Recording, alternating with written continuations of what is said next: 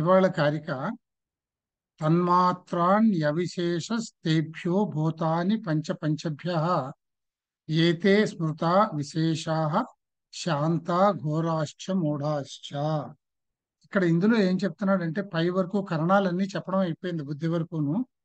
కరణాలు చెప్పడం అయిపోయిన తర్వాత ఇప్పుడు మనం వచ్చింది పంచతన్మాత్రలు పంచమహాభూతాల్లోకి వచ్చాం మనం. ఈ కారికలో పంచమహాభూతాలు పంచతన్మాత్రల గురించి చెప్తున్నాడు.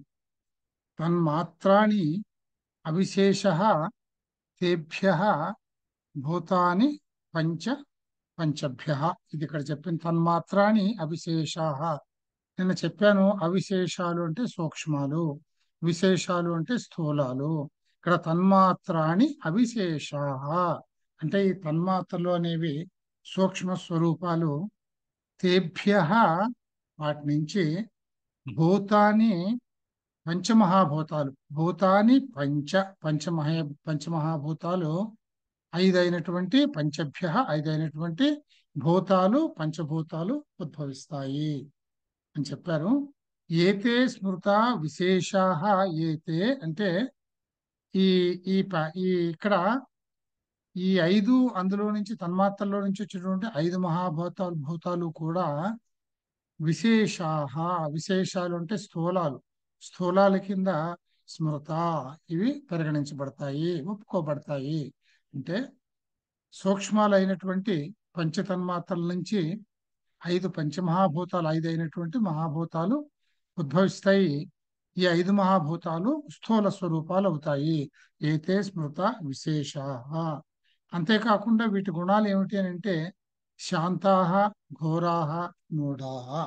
శాంతము, ఘోరము, మూఢము అవుతాయి. అంటే ఈ పంచభూతాలు ఉండేటటువంటి ప్రకృతులు మూడే కనుక సత్వాంశలో ఉంటే శాంతము అంటే సుఖము, రజోవంశలో ఉంటే ఘోరము అంటే దుఃఖము, తమో అంశలో ఉంటే మూఢము అంటే మోహము కలుగుతాయి. ఆ విధంగా ఈ ఐదింటి పంచభూతాల ప్రవర్తన ఉంటుంది అని చెప్పి ఇక్కడ చెప్పారు అన్నమాట. పంచతన్మాత్రలు పంచమహాభూతాల స్వరూపం వివరించబడింది. పంచతన్మాత్రలు అంటే శబ్ద స్పర్శ రూపరస గంధాలు అని చెప్పుకున్నాం. ఇవి సూక్ష్మాలు. ఈ ఐదు తన్మాత్రల నుంచి ఐదు మహాభూతాలు ఉత్పన్నమవుతాయి. ఇది ఒక్కొక్కటి శాంతము, ఘోరము, మూఢము అనే త్రివిధాలు అవుతాయి. శాంతం, మూఢం, ఘోరము అని అంటే సత్వాంశ, రజోంశ, తమోంశని బట్టి ఈ విధంగా మూడు రకాలుగా ఈ ఐదు మహాభూతాలు అవుతాయి అన్నమాట. సూక్ష్మ మాతా పితృజా సహ ప్రభూతై త్రిధా విశేషాః స్యుః. సూక్ష్మాః తేషాం నియత మాతా పితృజా నివర్తంతే. ఇందులో మళ్ళీ ఇక్కడ ఏం చెప్తున్నారంటే సూక్ష్మాః, ఇక్కడ అంటే సూక్ష్మాః అంటే సూక్ష్మ శరీరాలు ఏమిటై ఉంటాయి అని అంటే మాతా పితృజాః, తల్లిదండ్రుల నుంచి పుట్టినది ఒకటి. సూక్ష్మాః సూక్ష్మ శరీరాలు.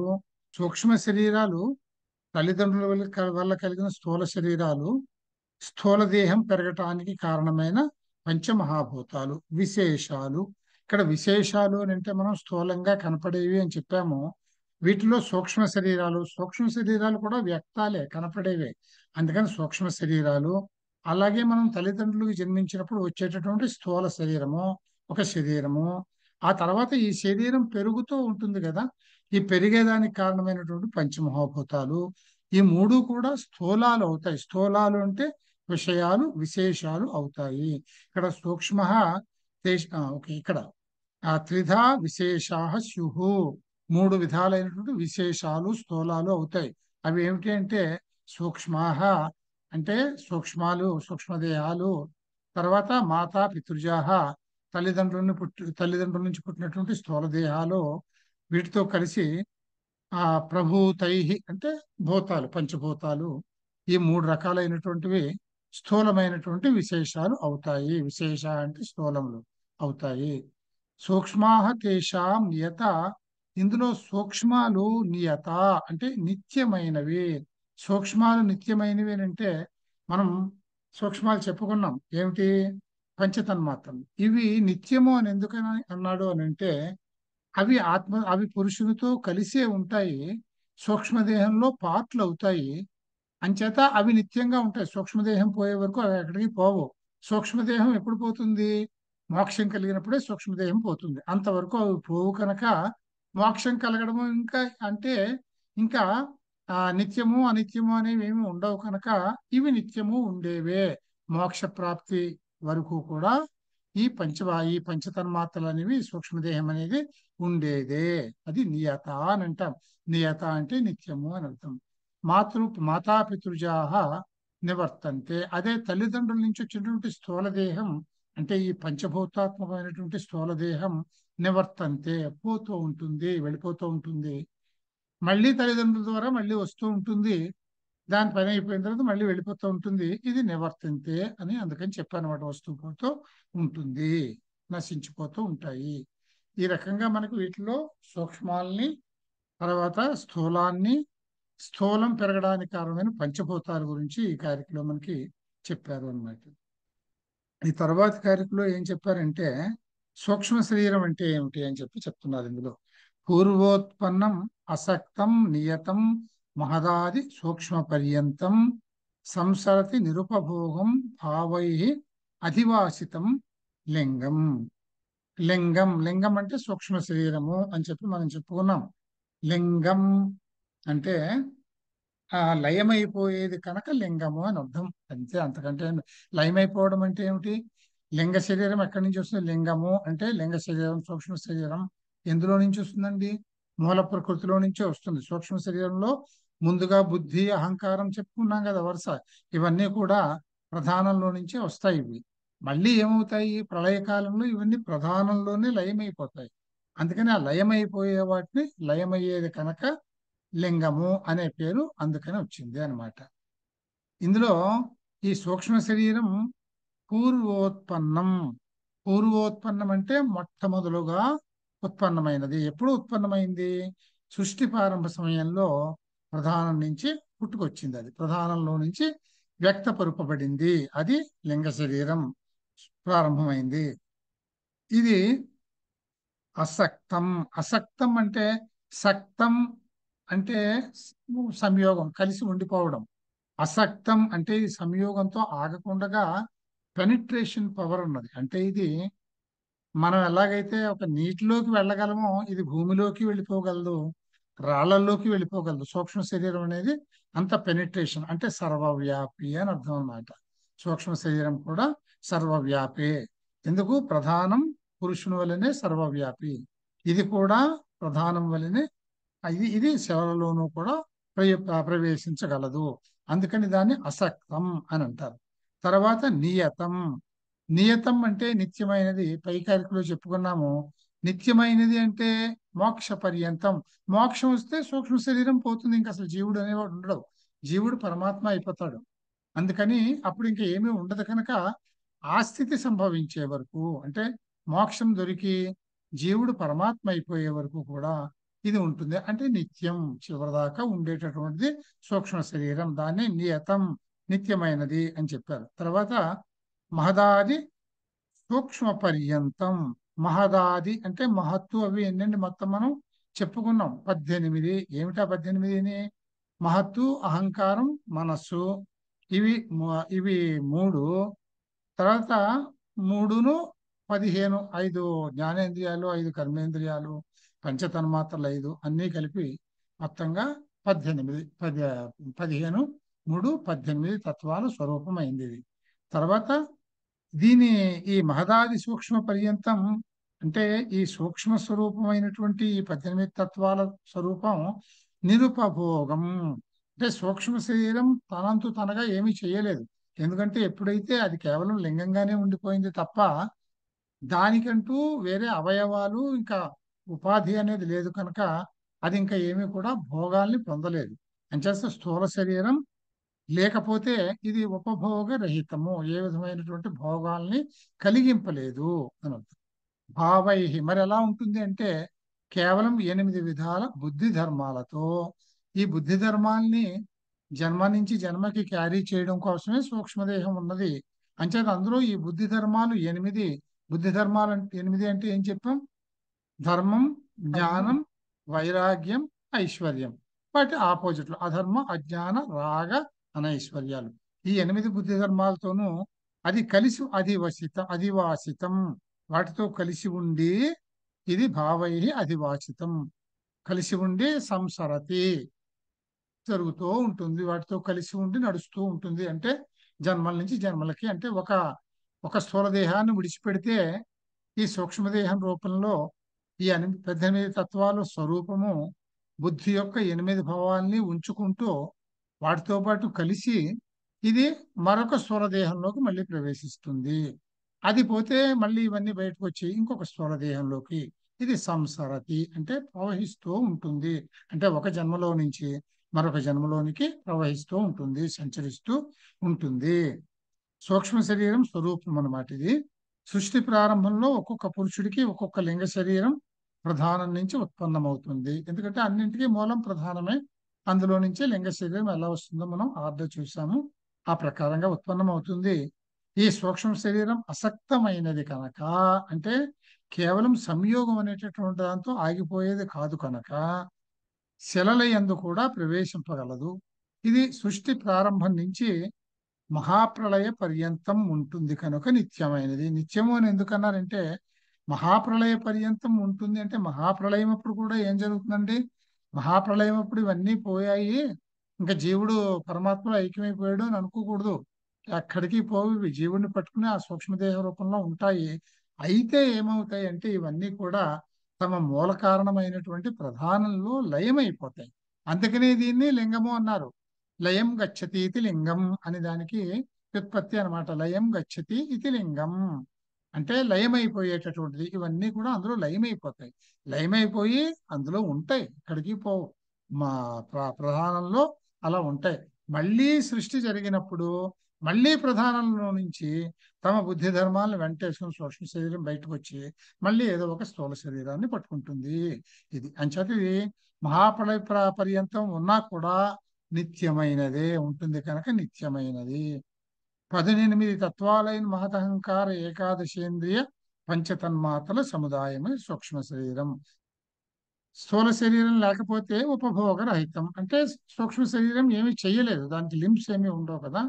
ఈ 8 విధాల బుద్ధి ధర్మాలతో కూడి ఇది మరణ సమయంలో పూర్వపు స్థూల శరీరాన్ని వదిలి సూక్ష్మ శరీరంగా బయటికి వెళ్ళిపోయి మరొక స్థూల శరీరాన్ని చూసుకొని మళ్ళీ ఆ స్థూల శరీరాన్ని ధరిస్తుంది. ఈ విధంగా ఇది సంచరిస్తూ ఉంటుంది జనన మరణ చక్రంలో అని మనకి చెప్పారు. తర్వాత తర్వాత కారికలో ఏం చెప్పారంటే, చిత్రం యథా ఆశ్రయం ఋతే స్థాన్వాదిభ్య వినా యథా ఛాయా తద్వద్వినా విశేషై న తిష్టతి నిరాశ్రయం లింగం. ఇక్కడ సూక్ష్మదేహము అనేది దేనివల్ల తయారవుతుంది అంటే, ఈ 18 సూక్ష్మతత్వాలు 5 పంచతన్మాత్రలు కదండి. ఈ 5 పంచతన్మాత్రలు అక్కడ చేరినందువల్ల ఈ 5 పంచతన్మాత్రలతోటి సూక్ష్మదేహం తయారవుతుంది. సూక్ష్మదేహం తయారవడానికి కాన్స్టిట్యూయెంట్స్ ఈ పంచతన్మాత్రలు. మిగతావి తత్వాలు. ఈ పంచతన్మాత్రలు ఇవే మీకు సృష్టి సమయంలో అయితే అందులో నుంచి పంచభూతాలు వచ్చి స్థూల శరీరం అవుతుంది. ఈ ప్రళయకాలంలో అయితే ఇవి ఆ అంటే పంచభూతాలు నశించిపోయి సూక్ష్మ శరీరంలో లయమైపోతాయి కనుక పంచతన్మాత్రలు, ఈ పంచతన్మాత్రలు అక్కడ సూక్ష్మ శరీరం అవుతాయి. పంచతన్మాత్రలు పంచభూతాలు అయితే స్థూల శరీరం అవుతాయి. అందుకని ఈ పంచతన్మాత్రల అవసరం ఏమిటి? ఈ సూక్ష్మ శరీరం ఎందుకు కావాలి? పంచతన్మాత్రలు లేకుండా మిగతాదే ఉంటే సరిపోతుంది కదా. పంచతన్మాత్రలు ఎందుకు అని అంటే, ఇవి సూక్ష్మ శరీరం తయారు చేయడానికి. వేటి కోసం? మరి ఈ పైన ఉండేటువంటి మహత్తు, అహంకారం, బుద్ధి ఉండాలి కదా. మహత్తు, అహంకారం, మనస్సు ఉండాలి కదా. వాటిని పట్టుకునేందుకు ఒక సూక్ష్మ శరీరం కావాలి. అవసరం ఏమిటి అని అంటే, ఇక్కడ ఉదాహరణ ఏం చూపిస్తున్నాడంటే, యథా ఏ విధంగానైతే ఆశ్రయం రూపే, అంటే ఆశ్రయం వినా, అంటే ఆశ్రయం లేకుండగా చిత్రం, ఒక పటం ఉందండి. ఒక పటాన్ని మనం నిలబెట్టాలి అంటే ఏముండాలి? ఒక గోడ ఉండాలి, ఓ మొయ్యి కొట్టి వేలాడదీయాలి. లేకపోతే పటం వేలాడదు, మీరు పట్టుకుని నించోవాలి. పటాన్ని మనం వేలాడదీయడానికి ఒక ఆధారం కావాలి కదా. ఆధారం అనేది లేకుండా, ఆశ్రయం అనేది లేకుండా పటాన్ని మీరు ఉంచలేరుగా. ఓ చిత్రాన్ని పెట్టలేరుగా. అలాగే స్థాణ్వాదిభ్య వినా యథా ఛాయ, అలాగే యథా ఏ విధంగా అయితే స్థాణ్వాదిభ్య వినా, స్థాణ్వాదిభ్య అంటే స్థాణువు అని అంటే ఒక స్థాణువు అంటే ఒక చెట్టు, ఒక స్తంభము, ఏదో ఒకటి లేకుండా నీడ ఉంటుందా? ఇప్పుడు మనం నిలబడితే నీడ వస్తుంది, మనం లేకుండా నీడ ఉండదు కదా. ఆ విధంగా ఏ విధంగానైతే ఛాయ, నీడ స్థాణువు లేకుండా ఉండదు. అంటే ఒక చిత్రం నిలబడాలి అని అంటే ఒక ఆశ్రయం కావాలి, అలాగే ఒక నీడ ఉండాలి అంటే ఒక స్థాణువు కావాలి. ఇవి లేకుండా అవి ఉండలేవు. అలాగే ఈ సూక్ష్మ శరీరం అనేటటువంటి దాన్ని ఏర్పాటు చేసే ఈ పంచతన్మాత్రలు లేకుండగా, అంటే సూక్ష్మ శరీరం లేకుండగా నిరా ఇది ఇవన్నీ కూడా తత్వాలు నిరాశ్రయం అయిపోతాయి కనుక వీటి అవసరం పడింది. అందుకోసం సూక్ష్మ శరీరం కావాల్సి వచ్చింది. ఈ కారికలో లింగం అంటే బుద్ధ్యాది 13 కరణాలు. అంటే లింగము అని అంటే బుద్ధ్యాది 13 కరణాలు అని ఎందుకంటాము? ఈ 13 వచ్చినందువల్లే కదా మనం మూల ప్రకృతి ఉన్నది, ప్రధానం ఉన్నది అని చెప్పుకున్నాము. అందుకని ఈ 13 కరణాలని తీసుకుంటాం. లింగం అంటే ఇక్కడ అది. మనం లింగ శరీరము, సూక్ష్మ శరీరము అంటే ఈ 5 కూడా కలిసి 18 అవుతుంది. కానీ ఇక్కడ లింగము అని అంటే ఇక్కడ చిహ్నము అని ఒక అర్థం చెప్పుకున్నాం. మీకు నేను ముందే చెప్పాను, లింగము చాలా రకాలుగా చెప్తారు దీని గురించి అని. ఈ లింగము అనేది చిహ్నం. చిహ్నము అన్నప్పుడు దేనికి చిహ్నం? ఇది దాని మూలతత్వానికి చిహ్నం, అంటే అక్కడ ప్రధానానికి చిహ్నంగా ఉన్నాయి. ఆ విధంగా లింగం అంటే ఈ 13 తత్వాలే అవుతాయి.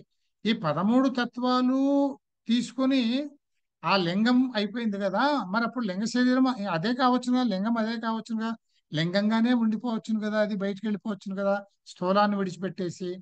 ఈ ఈ స్థూలం యొక్క సూక్ష్మ స్వరూపాలైన పంచతన్మాత్రలను కూడా ఎందుకు కలుపుకోవాలి అని అంటే, గోడ వంటి ఆధారం లేక చిత్రం ఎలా ఉండదో, స్థాణువు వంటి ఆశ్రయం లేకుండా నీడ ఎలా ఉండదో, అలాగే బుద్ధి అహంకారం మొదలైన త్రయోదశ కరణాలు కూడా సూక్ష్మ శరీరం వంటి ఆశ్రయం లేక ఉండలేవు. నీళ్లు ఉన్నాయండి, నీళ్లు పొయ్యాలి అంటే ఒక గ్లాసు, ఒక బిందో, కొండో ఆధారం కావాలిగా. అలాగే ఇప్పుడు ఈ 13 లింగంలో ఉండే 13 తత్వాలు ఉన్నాయి. ఇవి ఉండటానికి ఒక ఆధారం కావాలిగా, అంటే ఇవి ఉండటానికి ఒక పాత్ర కావాలిగా, ఇవి పెట్టడానికి. ఆ పాత్రే ఆ సూక్ష్మ శరీరం. అది దేని వల్ల తయారవుతుంది? ఈ పంచతన్మాత్రల వల్ల తయారవుతున్నది. అందుకని ఈ సూక్ష్మ శరీరం తయారవడానికి కారణమైన పంచతన్మాత్రలు కూడా ఇందులోకి ఈ సూక్ష్మ దేహంలోకి పెట్టారు అన్నమాట. అందుకని సూక్ష్మ శరీరంలో 18 తత్వాలు ఉంటాయి అని చెప్పారు. అది సూక్ష్మ శరీరం అంటే ఆశ్రయము లేక ఉండలేవు. ఈ 13 సూక్ష్మ శరీరం లేకుండా ఉండలేవు కనుక వాటిని కూడా కలుపుకొని 18 తత్వాలతోటి మనం సూక్ష్మ శరీరము అనే దాన్ని తయారు చేసి చెప్పాము. తర్వాత 42వ కారిక, ఇందులో ఏం చెప్పారంటే, పురుషార్థ హేతుకమిదం నిమిత్త నైమిత్తిక ప్రసంగేన ప్రకృతేర్ విభుత్వ యోగా నటవత్ అవతిష్టతే లింగం. ఈ లింగం ఏ విధంగా ప్రవర్తిస్తుంది అనేటటువంటి, అంటే సూక్ష్మ శరీరం ఏ విధంగా ప్రవర్తిస్తుంది అనేది చూడండి. పైకారికలో లింగం అంటే 13 తత్వాలు, ఇక్కడ లింగం అంటే 18 తత్వాలు. ఇక్కడ లింగం అంటే ఇది లింగ శరీరం. ఈ లింగ శరీరం చేసే పని ఏమిటి, దీని ప్రవర్తన ఏమిటి అనేది ఈ కారికలో చెప్తున్నారు. ఇదం లింగం. ఈ లింగ శరీరం అంటే ఈ సూక్ష్మ శరీరం ఏం చేస్తుంది? పురుషార్థ హేతుకం, పురుషుని యొక్క ప్రయోజనం కారణంగానే పనిచేస్తూ ఉంటుంది. పురుషుని ప్రయోజనం అంటే భోగము, అపవర్గము, అంటే భోగాల్ని కలిగింపజేయటము, అలాగే మోక్ష హేతువు కూడా కావటము అనేటటువంటి దీని ద్వారానే జరుగుతుంది. పురుషార్థ హేతుకం. విభుత్వము అని అంటే సర్వవ్యాపకత్వం ఉండటం చేత ఇక్కడ సూక్ష్మ శరీరానికి కూడా సర్వవ్యాపకత్వం ఉంటుంది అని మనం చెప్పుకున్నాం. సర్వవ్యాపకత్వం ఉండడం చేత నటవత్ అంటే నటుని వలె వ్యవతిష్టతే అవతిష్టతే, నటుని వలె అది ఉంటూ ఉంటుంది. నటుని వలె ఉండడం అంటే ఏమిటి? అది మోక్షకాల పర్యంతం గాని ప్రళయకాల పర్యంతం గాని, అంటే ఇది కేవలం జీవుడి కోసమే. ఇది నటుడిలాగా అంటే వేషాలు వేయడం. నటుడు ఏం చేస్తాడు? ఒకసారి కృష్ణుడి వేషం వేస్తాడు, ఒకసారి రాముడి వేషం వేస్తాడు, ఇంకొకసారి దొంగాడి వేషం వేస్తాడు. అలాగే ఇది కూడా ఏం చేస్తుంది, ఈ సూక్ష్మ శరీరం కూడా జన్మాల్ని తీసుకున్నప్పుడు ఒకసారి నరుడుగా మనిషిగా వస్తుంది, ఒకసారి జంతువుగా వస్తుంది, ఒకసారి పక్షిగా వస్తుంది, ఒకసారి ఇంకొకటిగా వస్తుంది. ఇట్లా రకరకాలవన్నీ కూడా ఒక నటుడు వివిధ వేషాలు ఎలాగైతే ధరిస్తాడో, ఇది ఈ వేషాలు ఎలా వస్తాయి అంటే దాని యొక్క కర్మ అకర్మల ఫలితంగా వస్తాయి. ఆ కర్మాకర్మల ఫలితంగా వచ్చేటటువంటి వేషాల్ని వేసుకుంటూ జస్ట్ నటుడిలాగానే వ్యవహరిస్తూ అది ఎప్పటికీ కూడా పురుషుడి ప్రయోజనార్థమే పనిచేస్తూ ఈ లింగ శరీరం ఉంటుంది అని చెప్పారు. దీన్ని సూక్ష్మ శరీరంలోని ధర్మాధర్మాది అష్టవిధ భావములు నిమిత్తములు. నిమిత్తములు అంటే కారణాలు, హేతువులు. దేనికి ఇవి ఇవి దేనికి నిమిత్తాలు? స్థూల శరీరం పుట్టడానికి. స్థూల శరీరం పుట్టడానికి ఇవి ఉండాలి.